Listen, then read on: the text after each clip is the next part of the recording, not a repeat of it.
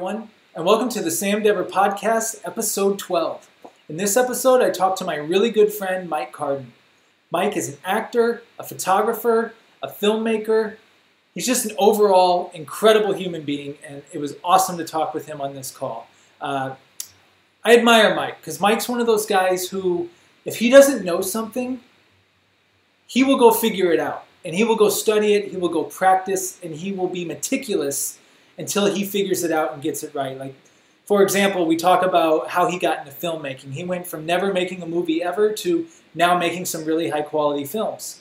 And those are the type of people I like to hang around, learn from, and get inspired by. And we had a really good conversation. And the book of the episode is, I'm going to go with The Power of Now by Eckhart Tolle. I don't know if it's Tolle or Toll, tomato.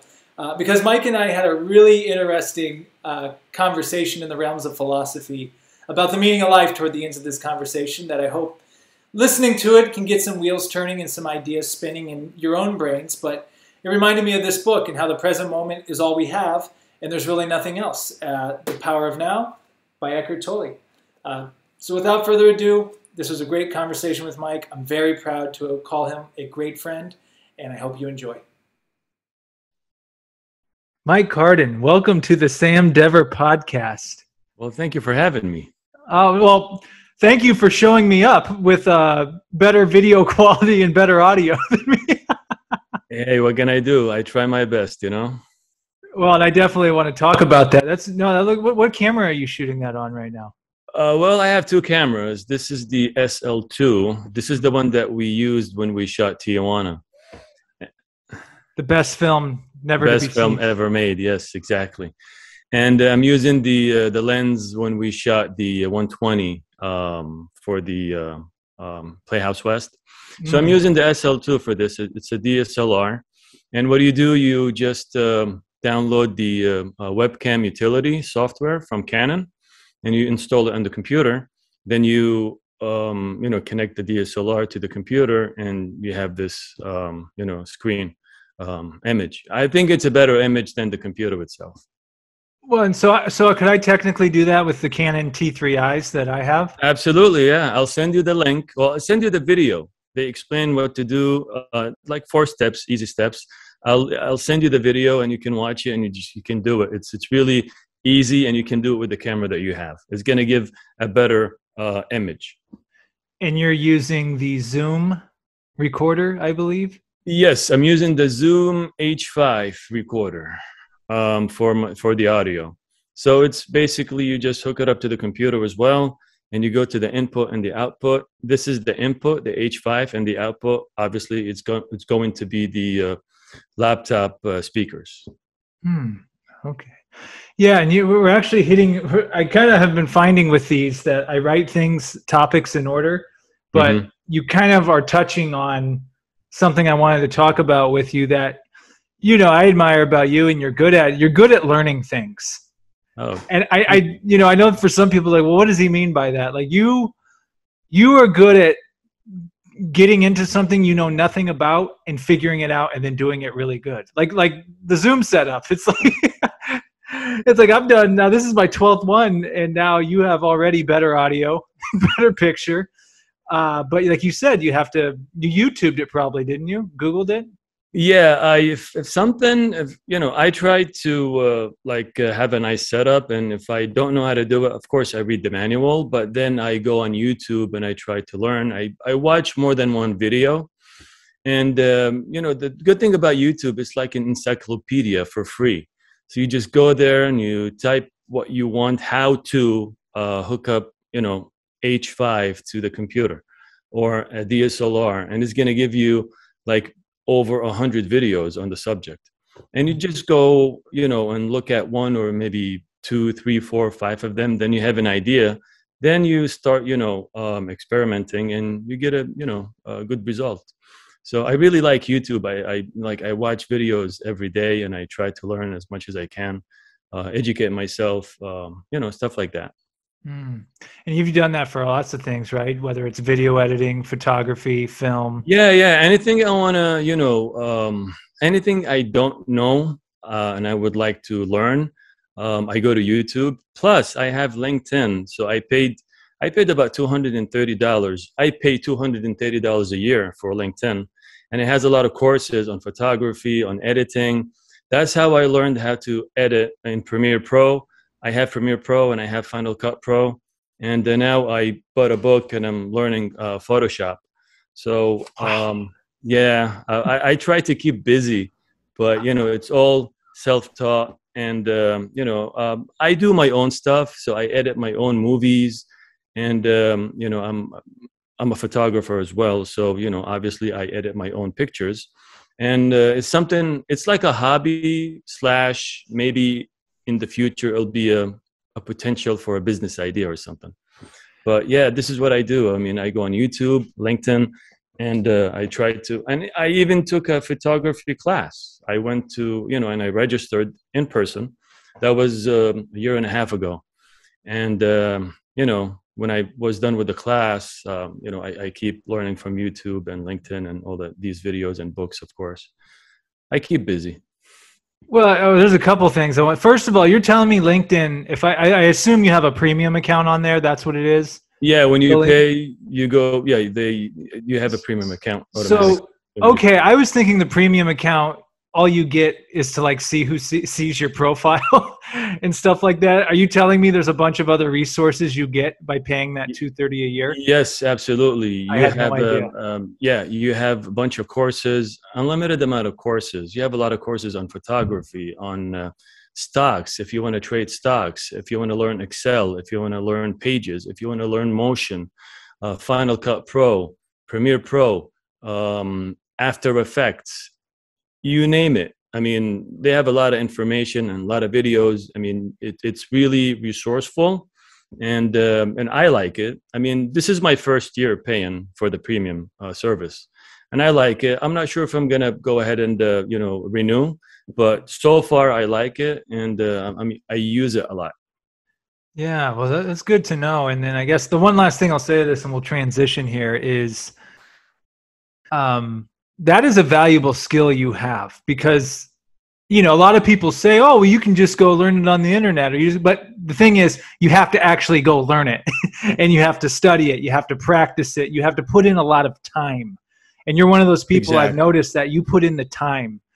And just seeing just your films and your photography, just how far they've come in such a short amount of time. Oh, thank you. It's not short amount of time because you've put in a lot of time in a short amount of time, if that makes sense. Yeah, you got to put in the time, and you just got to keep on doing it. I mean, in the beginning you don't know anything, then you start knowing a little bit more, then you start and you become creative, and you start doing more and more and more, then you become a professional. I'm not there yet, but I'm working on it. Yeah, and before all this, and this will give the audience and listeners and viewers an idea of how we first met, which was, of course, at Playhouse West in Los Angeles. Absolutely. But when I really met you was at the Pineapple Hill. Yes, that was for the Oscar thing. Oh, the Oscar thing. The Oscar thing, yes. Yeah, and you and I were both hanging out there, and we knew we were in the same class, the beginner class together, and so we were talking, and you started to educate me on the quote-unquote acting business. And, here's me thinking, okay, I'm in acting class and you're going to come out here, you're going to start making films. And then I start talking to you and you're like, yeah, well, so now you got to look for an agent and a manager, and here's how you do this. And you got to get these headshots, and then you got to do this. And I'm thinking like, holy crap, like there's way more to this than I thought with acting. So I guess I'm just opening up the conversation. We can talk your personal journey into acting, what led you to acting, and then maybe get into the acting business a little bit. Well, I mean, to be honest with you, I didn't know I was going to become an actor or, go for acting. But when I moved to California from New Jersey, I lived on the East Coast for like 10 years. Then I moved to California. I always liked movies, and, I'm a big movie fan. I watch a lot of movies, and, I just, when I came here, I came for for California because, it's so beautiful and the weather is so gorgeous, and you have the beaches and you have the babes and, all that kind of stuff. So I came here, and yeah, it was a good move for me. But then I worked, on the set, and I took an acting course, and I just like, I really liked acting, and I'm like, I could do this for a living. So I decided to pursue acting as a career, and I quit about 2-3 times because of life and because of family and stuff like that, and I had to move and come back. But the last move to Los Angeles was in 2014. I actually moved to Orange County, and I stayed there for 2 years. Then I made the move to Los Angeles in 2016. I'm sorry, you reminded me of a couple quotes you've told me before. No agent, no career. Yeah, And then exactly. what was the one thing you told me? They say you need to be an hour drive. No, it's you got to be within 20, I think 20 to 25 mile radius, or maybe 35-mile radius within Los Angeles. Because if you live like 40, 50, 60, 70 miles away and you think you're going to become an actor, it's almost impossible, because you have to be here. This is where the action is. So you got to be here. And I made a couple of videos on YouTube on my channel talking about these things. And this is something I picked up last week, and I decided to just, share my information and my experience on YouTube. So if anybody interested, they can go to my channel, they can watch the videos. They're just, I talk about my experience. I'm not a teacher. I'm not going to teach you anything, but I'll share with you what I know about the business, which I think it's going to be very helpful for the beginner. If you're a beginner, you don't know anything about acting, you don't know where to live in Los Angeles, because that happened to me. I didn't know anything. I didn't know where to move, how to do things. So whatever I know now, I share with the beginner, and I think is going to be valuable information to them. But yeah, I think if you don't have an agent, you don't have a career. You can have an agent or a manager. It's better to have right now in the beginning an agent and a manager.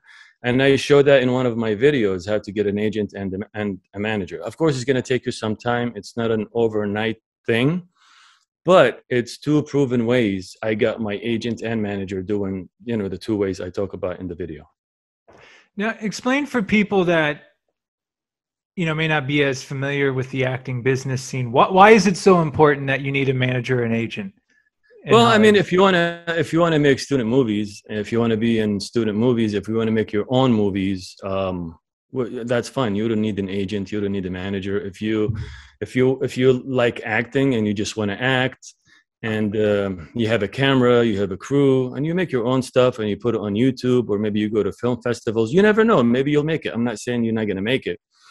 But if you have an agent, especially an agent, it's more important to have an agent than a manager, because a manager cannot negotiate on your behalf. An agent can do everything for you because they're SAG franchised agents.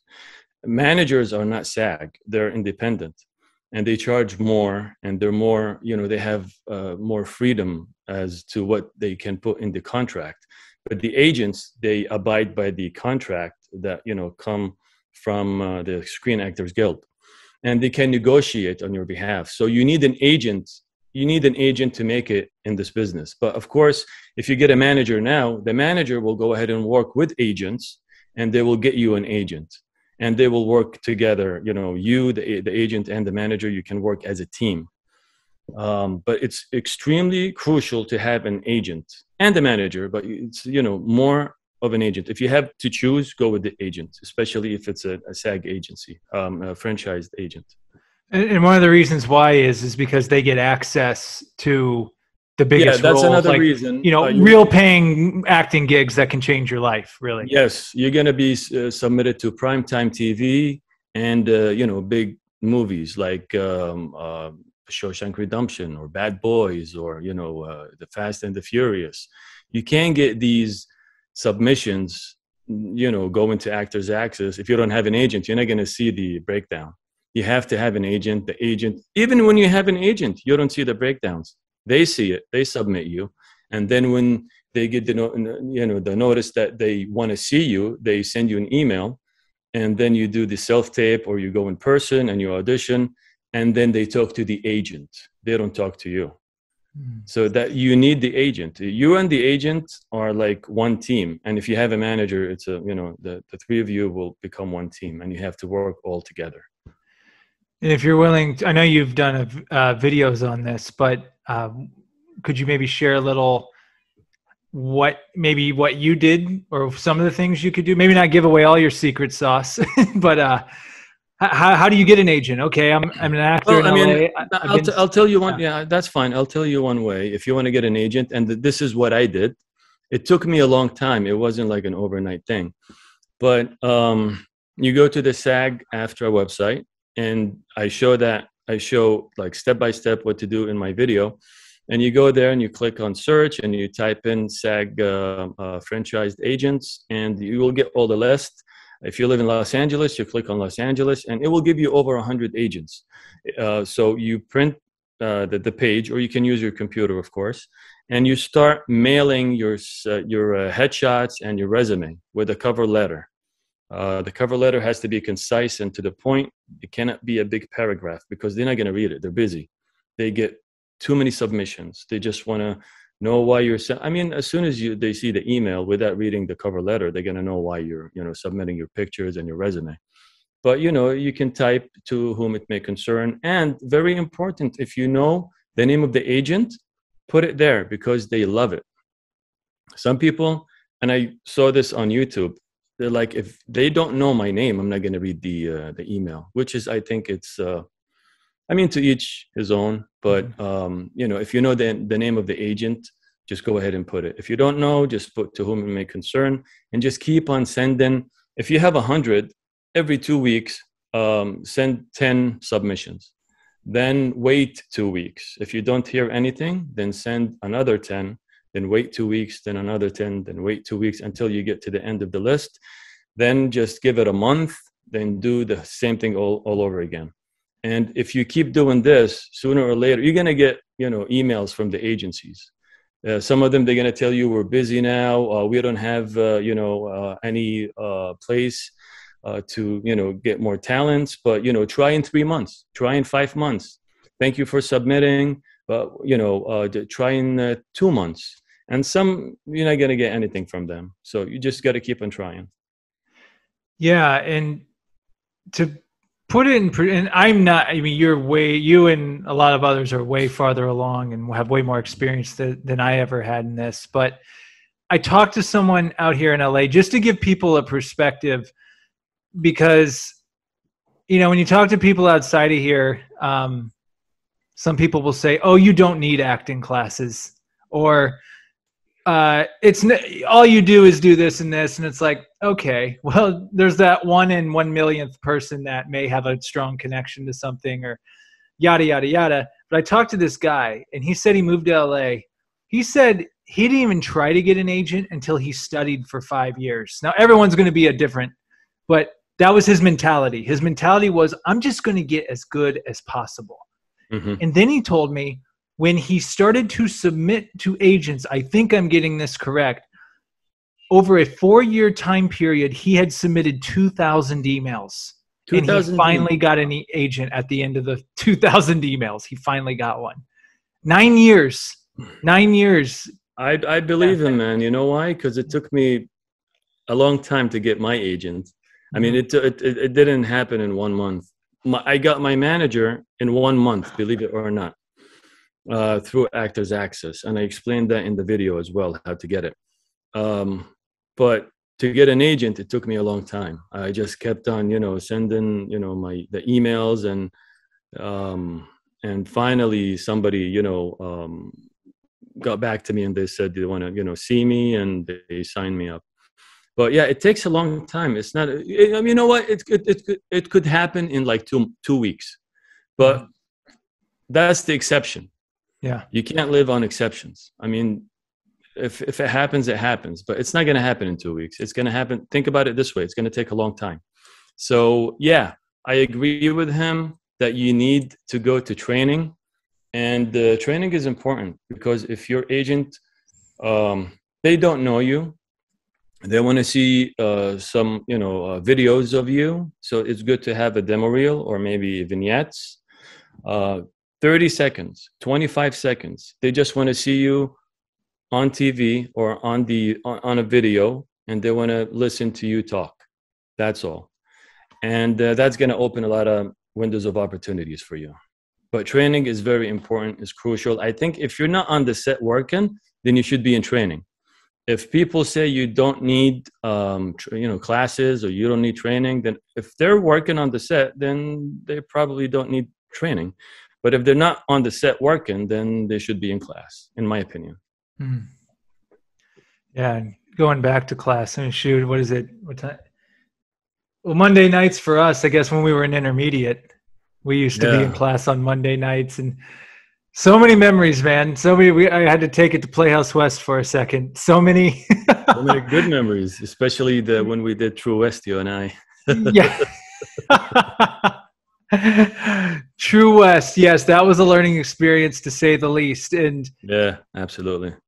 For all those listening or watching now, Mike and I, along with several others, we all started there at the same time, and we all met each other, and we all clicked right off the bat. It was one of those things where it's like, where have you people been all my life? then we start making movies. Long Road to Bakersfield, which to this day will one day become a YouTube phenomenon. Yeah, exactly. Maybe it's a potential to become a big, hit movie. You never know.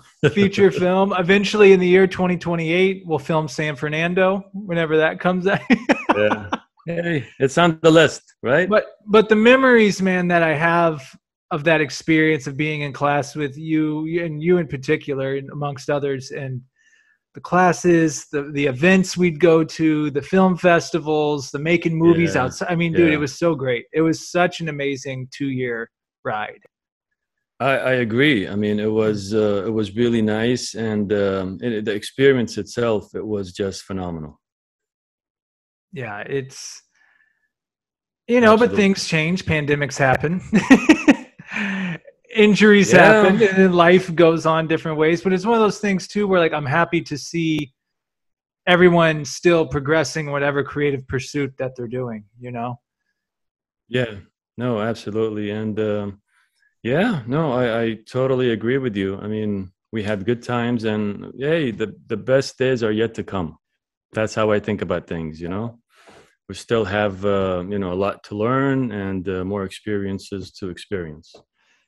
Let me go back to Playhouse West for a sec, because I know you've taken several classes before, I believe, right? You've studied other places, and I did. I went to 1 or 2 places before Playhouse West. Yep. What did you like most about Playhouse West? Well, or what did you get out of it? First of all, I liked the community. You guys made it so special. And second thing is that in Playhouse West, it's not just going to class and learning how to act. You become an actor. You become an actor gradually, because it's a 2-year course, and they have a curriculum. It's like going to college, a 4-year college, but it's not 4 years, it's 2 years. And when you go in, they don't give you a script, they don't give you a scene, and they don't say, okay, go ahead and do the scene with your partner. They teach you the fundamentals first. You start with the basics, then the repetition. And it's so easy, so it's simple. Then it gets harder and harder and harder, and you start escalating towards becoming a better actor. And then you move to intermediate, then you get the scenes, then you get more tools, then you move to expert, and then you do plays, and you do all that kind of stuff. And plus, I didn't know how to use the camera before going to Playhouse West. But after I went to Playhouse West and we made the movie together, I mean, I just, I'm like, I got to get me a camera. So I got the SL2, this one over here. And I just, started learning how to take photos, how to take videos. And, I made 2 movies. And I didn't know anything prior to Playhouse West. I didn't know anything, when it came to making movies or, using the camera. And it teaches you so much when you become a director, when you make your own movie. It teaches you how to talk to the actors, because I'm an actor myself, and it teaches you how to talk to the actors. So you have the perspective of the director and the perspective of the actor. So it's like you see the big picture from a different angle, I guess. Yeah, tell me. That leads me to the last movie, at least I know of, that you put. It was The Job, wasn't it? It was The Job with Julian and Eric. Yeah. Tell me about that experience, because when I saw, I was actually laying in bed over there, injured, if you remember, but you had just finished it, and I remember watching him like, wow, like you did a really good job on that. Just all the way around. So tell me about that experience or what you learned from that. Well, I just wanted to shoot something. I mean, Julian and I, we were, he used to come to my place once a week, and we used to work on auditioning. Just whatever script we get, whatever monologue, and we just work on it. Then we're like, we wanted to shoot something. So we shot a movie before The Job. It was like a 3-minute movie. I shot it with Julian. Then I wanted to do something else. So I had this idea to shoot the movie, and I told Julian, and I asked Eric as well, and they agreed to it. And it just happened. I didn't plan for it, but I knew I wanted to do something. And I started writing, and that was the first time in my life writing a script. So, but I guess when you want something really bad and you go after it, I mean, it manifests, I guess, but yeah, I just wanted to make something, and I made the movie. There was a lot of mistakes, but you learn from the mistakes, and it's always a learning experience. And we had a lot of fun. I mean, Julian, myself, and Eric, and we went all the way to the desert on the 14, like an hour and a half away from here. And we shot the whole day, and a lot of mistakes with the camera, a lot of mistakes with the recording the movie on my end, but I learned, and it was a fun experience, and I made a movie, and right now I'm thinking of making more movies. You should. Yeah, absolutely. And you remind me of something. Will said it on the podcast. Will Edwards on the podcast I did with him a couple episodes ago. He was talking about learn how to do everything. Because when you learn how to do everything, I'm paraphrasing him, but you empower yourself. No one's going to hold you back. You shot, edited, and did all of that on your own. I did, yes. Of course, if you have some more help and this, that, and the other, it might make it go a little smoother, but regardless, you got it done. And you proved to yourself that you can do it. Yeah, no, absolutely. I shot the movie, I wrote the movie, I shot the movie, I edited the movie, and I did everything on the movie. And I even put myself in one of the scenes. I wanted to put myself, I wanted to be more in the movie, but I couldn't do that because of the, I was the director, I was the editor, I was the writer, I was doing everything. It's just no one was helping me. And of course the guys were acting, but they did help a lot, but filming, editing, and writing the script and all that stuff, I did all by myself. I started to laugh. It was a good experience. Huh? I started to laugh because I just remembered what your scene was in the movie. I don't want to, spoiler alert. You get whacked. I get whacked. Yeah, but people need to go check it out on your YouTube. What's your YouTube channel, by the way, so people can check out all your stuff? It's just my first name and last name, Mike, Mike Cardan, Cardan, my last name. So it's Mike Cardan. If you type it, you'll see my picture with a beard. That's me. That's my beard, channel, baby. Yeah. One thing I wanted to talk to you about too is you are from New Jersey area. Well, yeah, I moved when I moved to the States. I lived in Jersey for 10 years. Then in 2002, I moved to California, and I moved to Orange County, and I stayed there for a long time. Then I decided to become an actor, and I moved to Los Angeles. But yeah, the East Coast is definitely, I have a lot of good memories there. Yeah. What's your favorite part about the East Coast compared to here? I mean, I lived in New Jersey, but I was like about 20 minutes away from the city, New York City, Manhattan. So we used to hit the city all the time. I mean, the city is just, it's New York. I mean, it's beautiful, it's big, but it's tough as well, especially wintertime. I mean, it's extremely cold.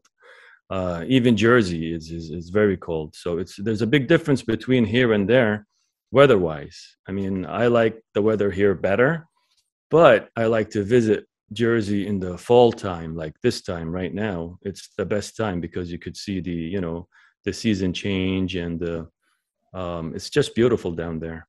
But yeah, it's a bit different, colder. But I mean, you can do the same thing in New York if you want to pursue acting. I think it's tougher, but I think it's better if you want to become a Broadway actor instead of a TV film actor.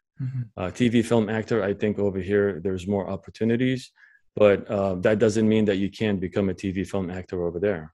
By all means, of course you can, but it's more Broadway and theater and stuff like that. But I think, yeah, for TV and movies, I think Los Angeles is number one. And you know what's a good city too? If you want to be for theater, TV, and movies, London. Oh yes, London. Yeah, the UK. It's big. It's huge. Yeah, I want to say London is pretty much, is it the size of New York City or pretty close? It's big. It's really big. It's a big city. It's a decent size. I want to say it's at least 8 million people. I'm not for sure on that, but it's definitely pretty big.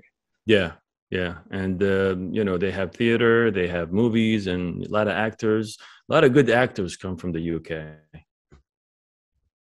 And Australia as well. Australia as well, yeah.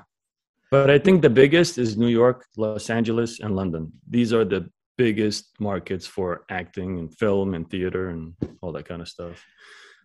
I know you talked earlier about coming to California, but what was that first thing that made you move out here the first time? To California? Yeah. I just like I like the state. I mean, when I was younger, my mother's uncle, he lives in Orange County, and we came to visit. And when I came to visit, they took us around and they took us to the beach, and I love the state. And I'm like, one day I'm just gonna come back and move here. So that was that's what triggered it. But yeah, I just like California, LA. It's a beautiful city. It's a big city, beautiful city. There's a lot to do. Hiking is one of them. You know about it. I mean, you used to go hiking all the time. We used to go hiking all the time. And, you have the beach. If you want snow, you can go up north. And that's another thing I like, is to travel. And, I went to the national parks over here. Went to Yosemite twice. I went to Death Valley. I went to Sequoia, Kings Canyon. It's such a beautiful state, And you have Vegas, like 3 hours away from here. Then you have Arizona, and you have Mexico. So, I mean, you can't go wrong here, man. It's a beautiful state. I like it. I agree. Well, and I wanted to talk about your national park experience. Yeah, I mean, I've heard Yosemite's just incredible, but then didn't you go to, it was called Alabama Hills too? You went there? I went to Alabama Hills, and there's Mount Whitney over there as well. You go all the way up the mountain, and it's good to visit. If you've never been there, it's good to visit. It's a desert. Then you have this big mountain, and then maybe an hour away you have Death Valley. So you can visit these two national parks in maybe 1 day or 2 days. And it's just the freedom of going and experiencing, and just traveling, and you have hiking as well. When I went to Joshua Tree as well, and I went hiking for about 6 miles, and it's just you in the desert. You look around, there's nobody. Then you keep on walking, and maybe after 20 minutes, 30 minutes, you see somebody coming the opposite way. You say, hi, how you doing, this and that, and they go their way and you go your way. So it's really, this is something I like. I don't know, maybe it's the freedom of doing, it's just, it's the freedom of exploring, I guess. What's Sequoia like? Because so for my job, my territory, I didn't realize how close my territory was to there. And I looked up where the Sequoia I'm like, oh, wow. Like I was working right kind of by there, and I never even knew it. I mean, is it just incredible? It's incredible. I think it's really, I think it's really incredible. And you keep going all the way up. I think it's 7,000 Elevation is 7,000 feet. And you're talking sequoias, not redwoods, right? Redwoods is up past San Francisco. Well, Sequoia, I think Sequoia, I'm not sure, I'm not an expert, but they have big trees, redwood trees. Mm-hmm. But they have a redwood park up in San Francisco. Right. If you go up San Francisco, then I think it's another 45 minutes. They have redwood over there. It's a park, and they have these trees. I think they're similar trees. I'm not a tree expert, but they're big. They're huge. And yeah, these are the sequoias. I mean, as soon as you see them, you'll be like, oh my God, this is, I mean, it's amazing. Yeah. Well, shoot, man, I'm excited to get back to some California nature. I mean, I've been going to Santa Monica, which is my favorite place to go locally. But yeah, I mean, the state is so big. Like it's so, I mean, it's a country pretty much, right? Yeah, no, absolutely, exactly. And there's still a lot of places I didn't go to that I would love to explore. But they're all the way up by Seattle and close to Seattle, Oregon. Pacific Northwest, man. Yeah, it's beautiful up there. Maybe I'll go ahead and do that. If not this year, next year. But yeah, definitely. I plan to go to Yosemite soon. I don't know when, but when I get the chance, I just go. And sometimes you can't because it's full. I mean, you have to have a permit. You have to go online and get a permit, even if you have a season pass. Wow. You have to register, and sometimes you can't because it's full. And do you put all these photos? Do you put some of this stuff on your photography website? I do. I mean, it's been a while, but I do. I have, it's on Instagram, and I have a website as well. But my website, I don't have any pictures yet because I'm still working on it. But my Instagram, I have, Mike Cardan Photography. That's my Instagram account. And you'll see a link to my website as well. But the website, I'm still working on it. So it's not, fully finished. Okay. And you take amazing photos, by the way. Oh, thank you. Both of people and non-people. Like you can shoot headshots and all that type of stuff. I still remember us going down to downtown Burbank. Oh, yeah. Shooting some photos. That's when I first started doing this. Absolutely. That's still my headshot that I was using. I mean, I haven't been submitting to anything in a long time, but your headshot was my headshot. Which, if you're looking for headshots, you might want to consider Mike. I think too, maybe kind of tying it into everything that we've been talking about, as far as like learning things and doing things, you realize that as a human, we're getting to the good stuff now because you know where I'm going with this. like this life, there's so much to learn and experience that you can pick up and learn. And I mean, but you have to be open to it. You have to be open to, and that's what I like about you and admire about you. It's like, hey, I'm interested in this over here. Let me learn about it. Let me take a class about it.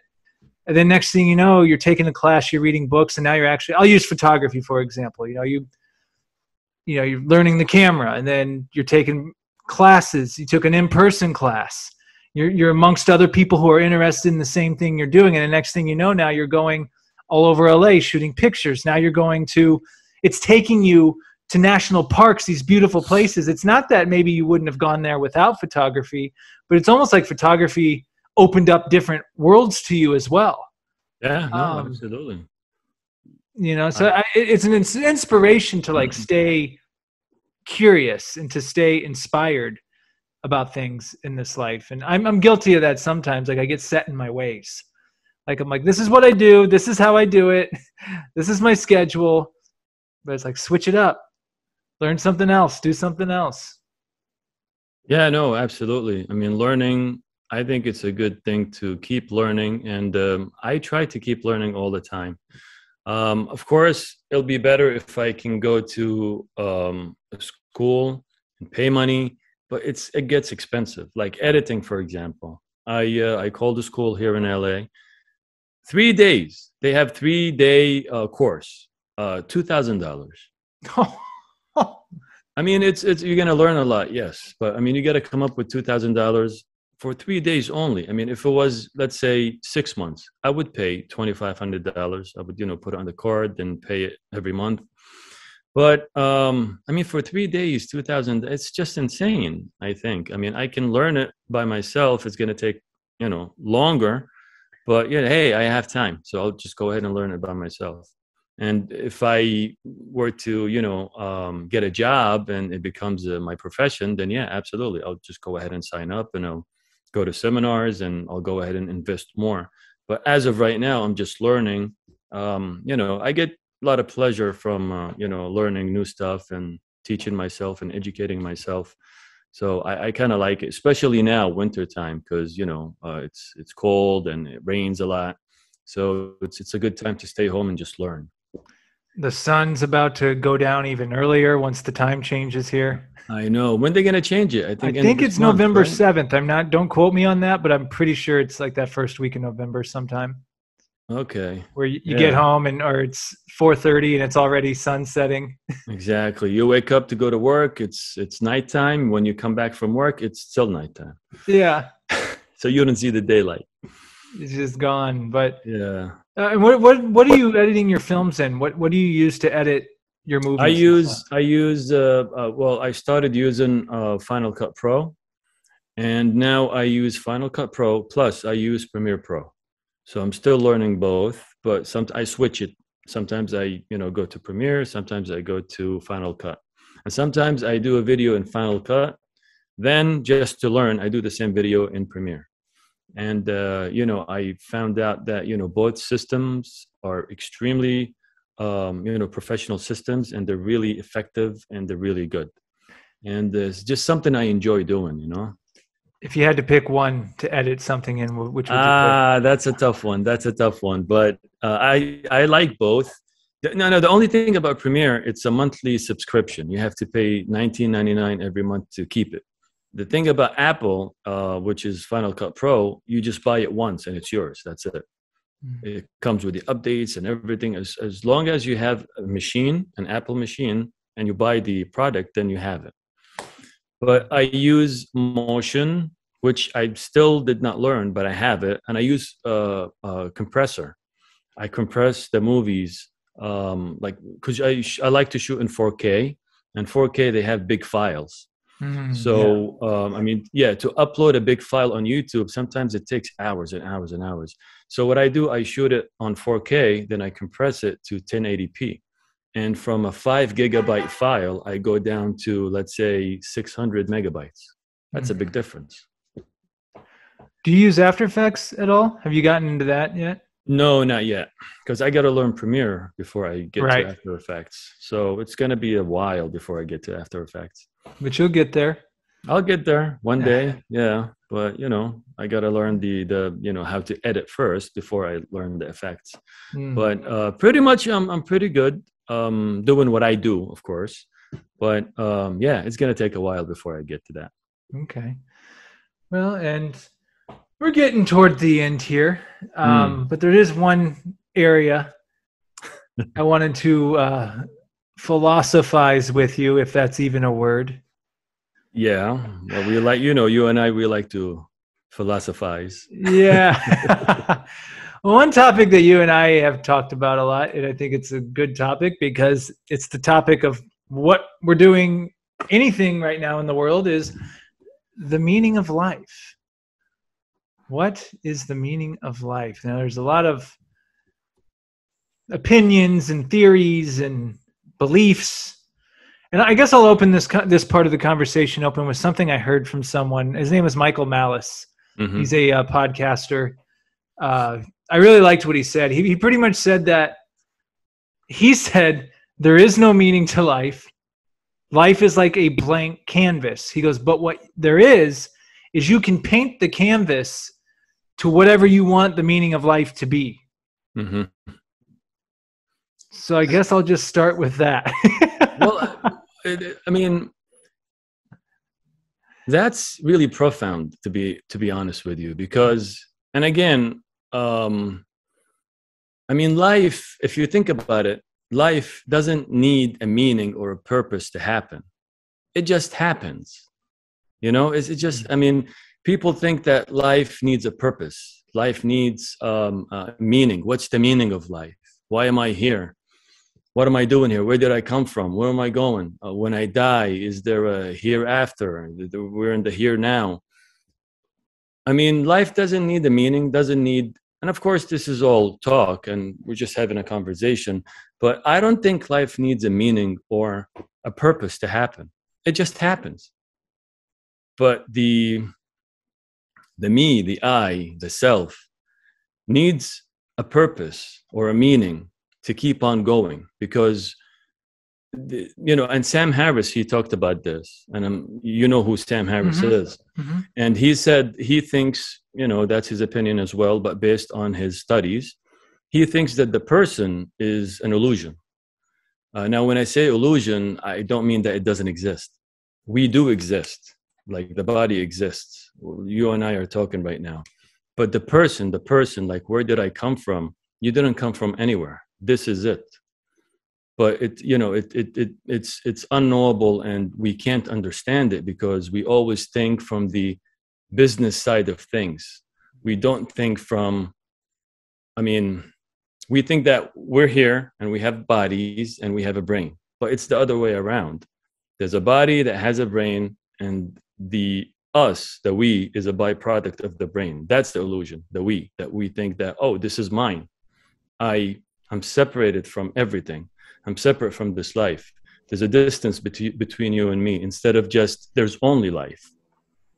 There's only life. There's no you came to this life. There's only life. And this life has trees, has bodies, has communication, has sounds, has everything. And interestingly enough, I was watching a YouTube video, and it's on Curiosity Stream. I'm not sure if you know the channel. They talk about science and they talk about a lot of things. It's a subscription and it's cheap. It's like $20 a year. So they were talking about nothing, and what is nothing? Like, what came out of nothing? And talking about listening to them, they concluded at the end that there's a profound correlation between nothing and everything.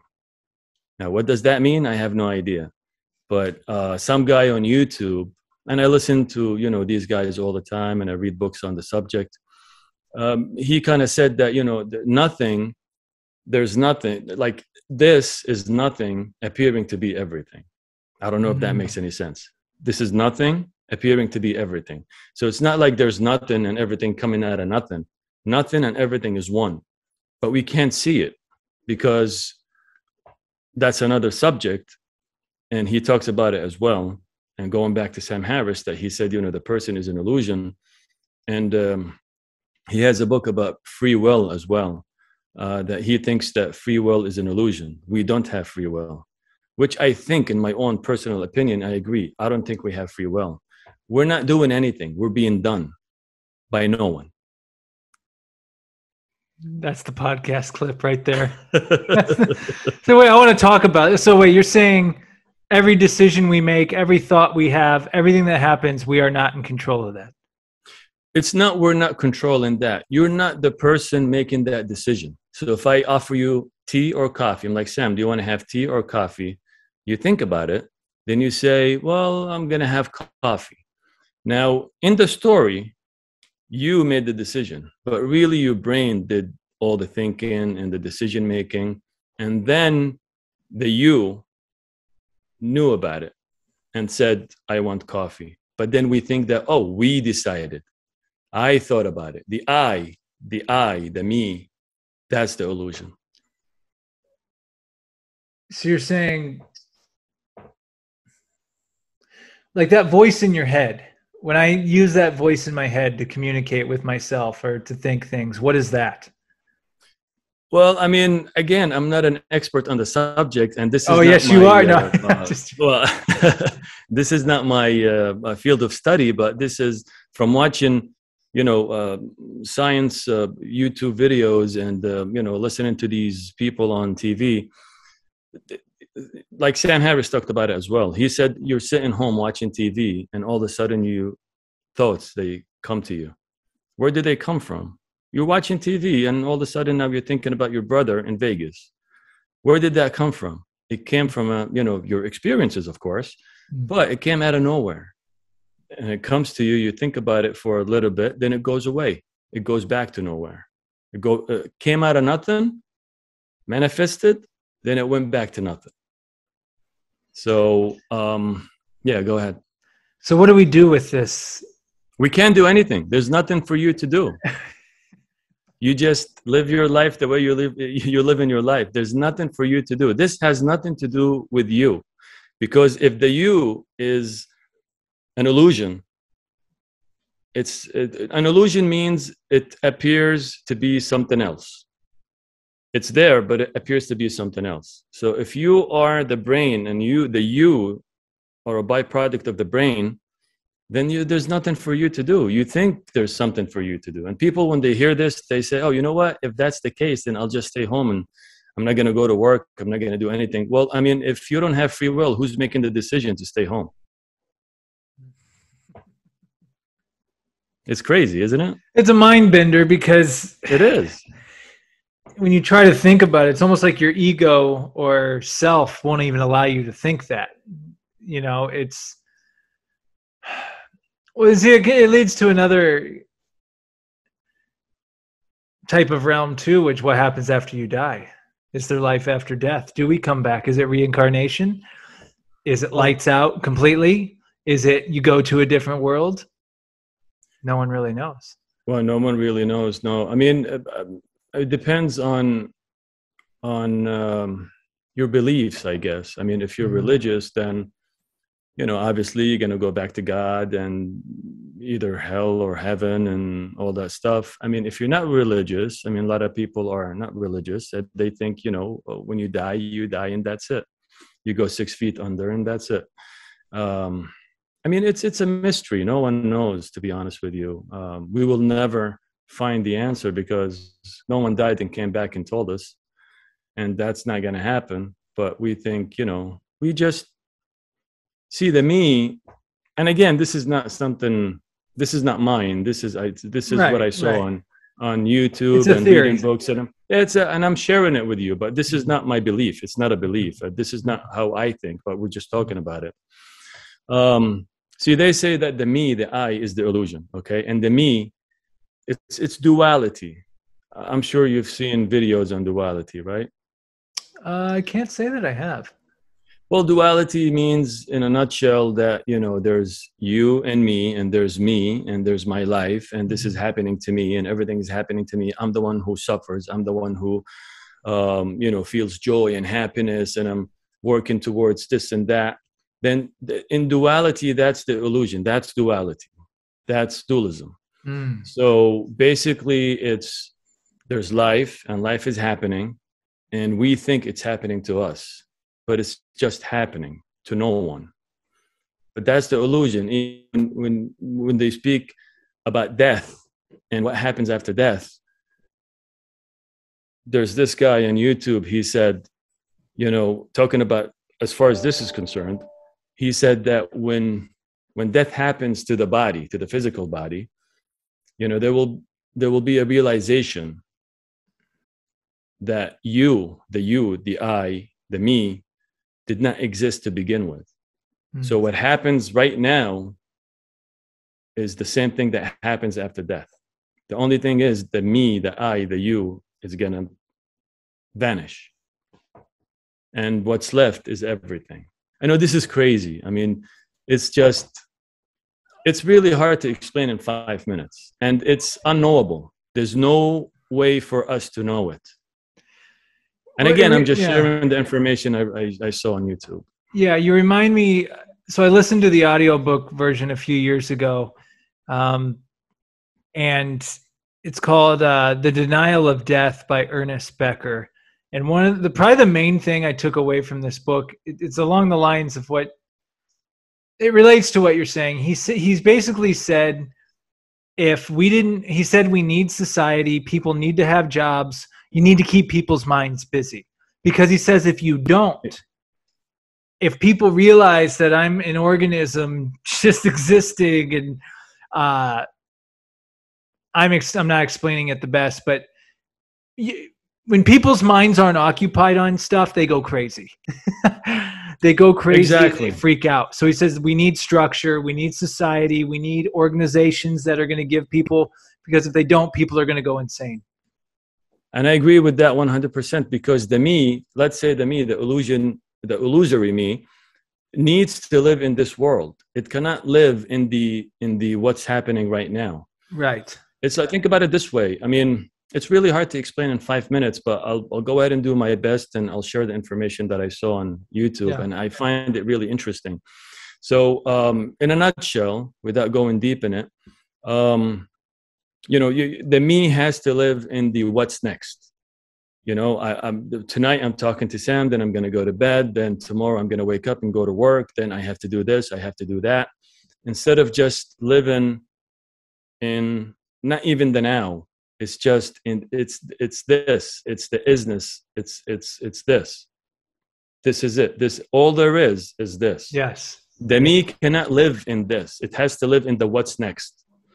So it's like the fish swimming in the ocean looking for water. Well, I think you've just picked the book of the episode, because I'm rereading The Power of Now. The Power of Now, yeah, exactly. Right. Yeah, it's similar. Yeah, you're right. Like the present moment, and tying it to the Meisner technique, which we've both been trained in. The present moment is truly all there ever is, and all there is ever going to be. Like what we think, the past, the future, those don't exist. They're done. Yeah. Like the only thing that's happening is you and I having this conversation right now. That is it. They're concepts. Yes. Yeah, because there's no past to go to, and there's no future to go to. There's only this. And this even goes further. There's no now. What? Yeah. The now, the thing that we call now, is the what's happening. This is what's happening. Because if you go to quantum physics, and I'm not a physicist by any way, like the chair, if you go deep inside the chair and you go to the atom, then you go to the, the particles, then you go to the quark, all you're going to find at the end is nothing. So basically the chair is just chairing. Sitting on a chair is just sitting on a chair. It's not Sam sitting on the chair, it's sitting on the chair. Seeing, you are seeing me, I am seeing you. It's not take the you and the I away from the equation, and it's just seeing. Seeing is happening. Hearing is happening. Noise is happening. Life is happening. But we think it's happening to us. It goes even deeper and deeper and deeper. But I don't think we have time for that. It's like, well, what the hell do we do then? Nothing. That's the thing. You don't do anything, because there's nothing for you to do. You think that, the me wants to live forever.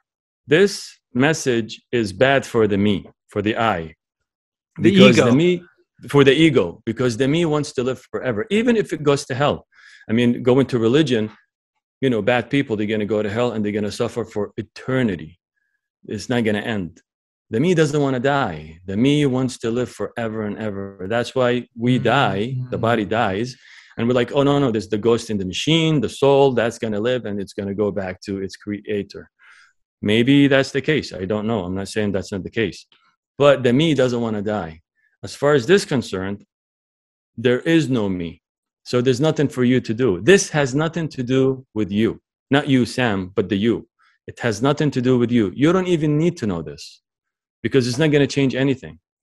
And, sometimes when you talk to people and you say these things, they start thinking about it and they try to make sense of it. It doesn't make sense. This does not make sense to the me. And the me resents this idea or this message, or it doesn't like it. And it's like, oh, this is crazy. This is not happening. But think about it.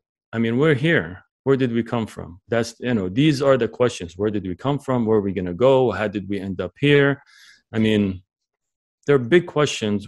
I don't think we're going to be able to answer them. But that's just me thinking. Nothing scientific about it. Yeah, well, it brings me, the one, I remember I've been thinking about this question. I can specifically remember, I had to have been, it was probably elementary school probably, where I started to, I would think, and there'll be times where I still go back to this. no matter what you believe, if God created the universe, if whatever created the universe, if it was a big bang or whatever, it had to come from somewhere. Where did it come from? I don't care if it was little atoms that exploded. Where did those Yeah. come from? It See, blows your that's mind every it does. time because there's no answer to Absolutely. it. And no matter how great a There's no answer. scientist can say, well, you know, particles have been doing it. Like, but what happened before that? You can't answer it because no one freaking knows. That's the mystery. That's the mystery. We have no idea. Even the thing that we talked about, the eye is an illusion, and you know what Sam Harris said, and the like you said, the origin of everything is unknown. No one knows, and we don't know. Okay, this is what I wanted to say. The more we know, we don't know. I think that's, I'm talking about myself. I mean, the more I know, I don't know. I don't know anything. We don't know. I agree 100% with that for myself too. I mean, you study and you learn, and at the end, you're like, okay, we don't know anything. And all the things that the, scientists, they discovered, they tell you it could be all wrong. We could be wrong about a lot of things. We follow the evidence. Maybe the evidence is wrong. I don't know. I mean, that's what they're saying. There's a lot of things that they don't know, but to give them credit, they're trying to find out. And of course, according to what we were talking about, that's all in the story. Man, you gave me a lot to think about before going to bed tonight. Yeah, I know. I mean, it's really interesting stuff. And, it's the weird thing is all of us, we long to know. We long for, for that thing that we're going after, but we can't find it. And we will never find it, I guess. Yeah, and then you get to a point where you just realize, like, maybe I should just, I don't know if I've told this, I don't think I've told this story on the podcast, but Ram Dass, who you know of, Ram Dass, he hit this big moment of enlightenment.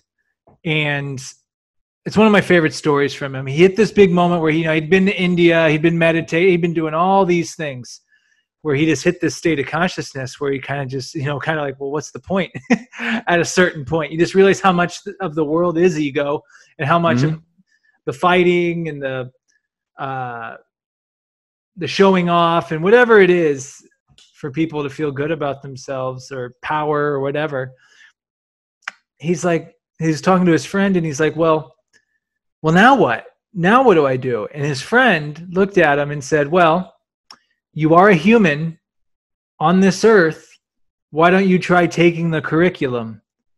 Meaning, hey, you're here. You're a human. Why don't you go experience being a human being? Exactly. And that's given me perspective. Like, because I tend to overthink things and think, well, what's the meaning behind it? Sometimes you just go do it. Like, go experience something. Go feel it. Go, live life. And you know what? I mean, it's fine. It's okay. I think, in my opinion, it's fine and it's okay for us not to know. We don't have to know everything. I mean, we don't know the meaning of life. We don't know the purpose of life. But like you said, we have the curriculum. I mean, we live in a society where, you can work and you can buy a house and you can establish a family and have kids and a wife. And, you can do all that and experience all that and live a decent life. There's nothing wrong with it.